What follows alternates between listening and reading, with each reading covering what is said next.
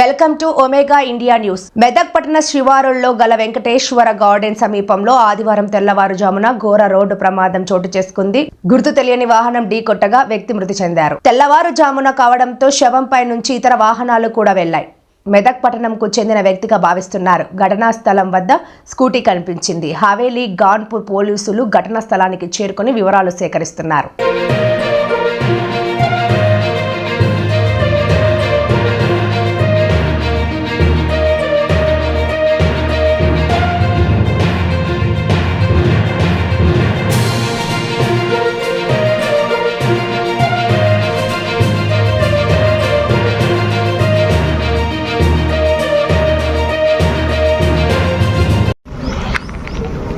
ఇక్కడ ఇది హవేలీ గన్పూర్ శివారు. మెదక్ హవేలీ గన్పూర్ మధ్యలో వెంకటేశ్వర గార్డెన్స్ ఫంక్షన్ హాల్కు దగ్గర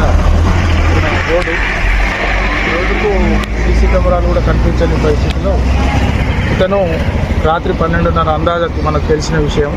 రాత్రి 12:30 అందాజకు హోటల్ కని వెళ్తూ ఉంటే ప్రమాదవశాత్తు యాక్సిడెంట్ జరిగినట్టున్నది.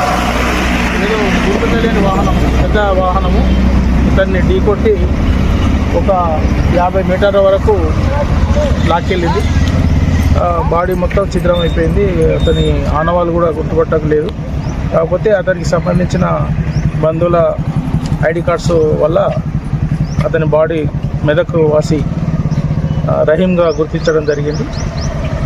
ఈ అన్నోన్ వెహికల్ ట్రేస్ చేయడానికి కృషి చేస్తాం. సీసీ కెమెరాలు, ఈ రూట్లో ఉన్న సీసీ కెమెరాలన్నీ చెక్ చేసి గుర్తిస్తాం. మృతుని రిలేటివ్ వరుసకు అన్నైన వ్యక్తి మన మెదక్ వాసి వాళ్ళ ఫిర్యాదు మేరకు డాక్టర్ గారిని కూడా ఇక్కడ బాడీని మనం షిఫ్ట్ చేసే పరిస్థితి లేనందున ఇక్కడనే బాడీ తీసుకొచ్చి స్పాట్ పిఎంఈ చేయించడం జరిగింది. బాడీని బంధువులకు అప్పగించాం.